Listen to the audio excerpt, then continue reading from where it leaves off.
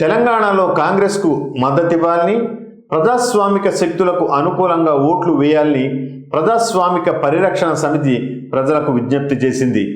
భారతదేశ ప్రతిష్టను దెబ్బతీసే, దేశ సామాజిక నిర్మాణాన్ని నాశనం చేసే విద్వేష రాజకీయాలు, విభజన ఎజెండాలను వదిలించుకోవడానికి ఇది సరి అయిన సమయం అని వివిధ ప్రజా సంఘాలతో కూడిన ప్రజాస్వామిక పరిరక్షణ సమితి ప్రజలకు విజ్ఞప్తి చేసింది. ఈ సందర్భంగా ప్రజాస్వామ్య పరిరక్షణ సమితి అధ్యక్షుడు, హైకోర్టు మాజీ న్యాయమూర్తి జస్టిస్ చంద్రకుమార్ మాట్లాడుతూ, ఫాసిస్ట్ బీజేపీని, దాని మిత్రపక్షాలను ఓడించాలని తెలంగాణ ప్రజలకు విజ్ఞప్తి చేశారు.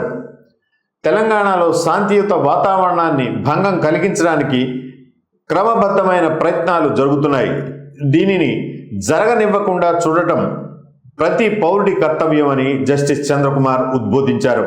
ప్రపంచం మొత్తం ఖండిస్తున్న అసత్యాలు, ద్వేషపూరిత ప్రసంగాలను వ్యాప్తి చేయడం ద్వారా శ్రీ నరేంద్ర మోడీ ప్రధాని స్థాయిని తగ్గించారని ప్రజాస్వామిక పరిరక్షణ సమితి భావిస్తోంది. ప్రపంచంలో భారతదేశ నైతిక ప్రతిష్టలను దెబ్బతీసే మోడీ కుతంత్రాలను అంతర్జాతీయ సమాజం గమనిస్తుండడం తీవ్ర ఆందోళన కలిగించే విషయమని ఆయన అన్నారు.